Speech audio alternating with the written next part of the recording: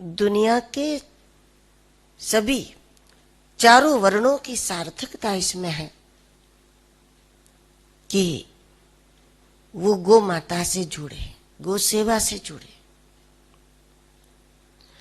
वो ब्राह्मण ब्राह्मण है जो गौ माता का उपासक हो,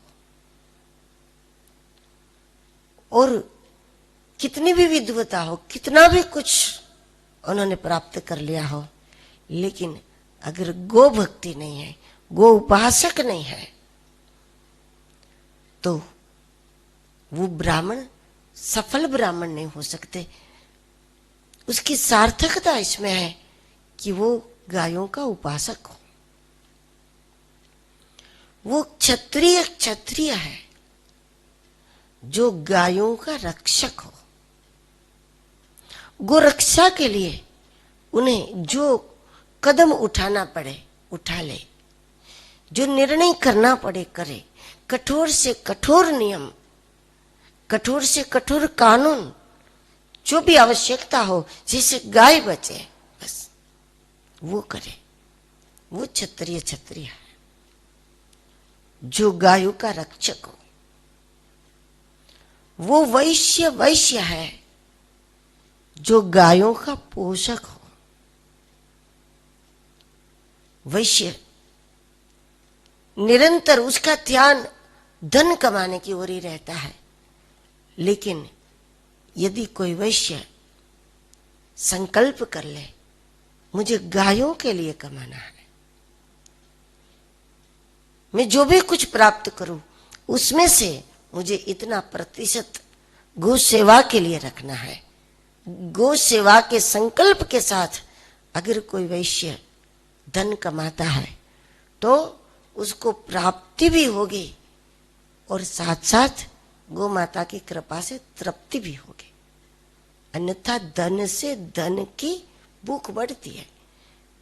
धन मिलने से कोई तृप्त नहीं हो जाता, धन से धन की भूख बढ़ जाती है और तृप्ति बढ़ती है। साथ साथ प्राप्ति के साथ तृप्ति हो, ये बहुत जरूरी है।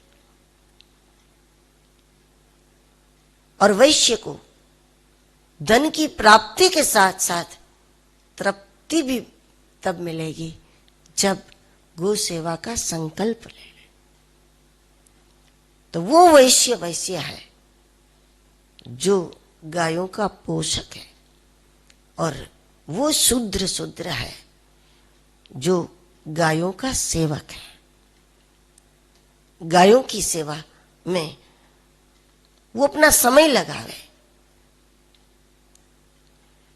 इस प्रकार से संकल्प पूर्वक जब कोई अपने आप को गौ सेवा से जोड़ता है तो वो जिस वर्ण में है उसको वहीं से गोविंद की प्राप्ति हो जाती है।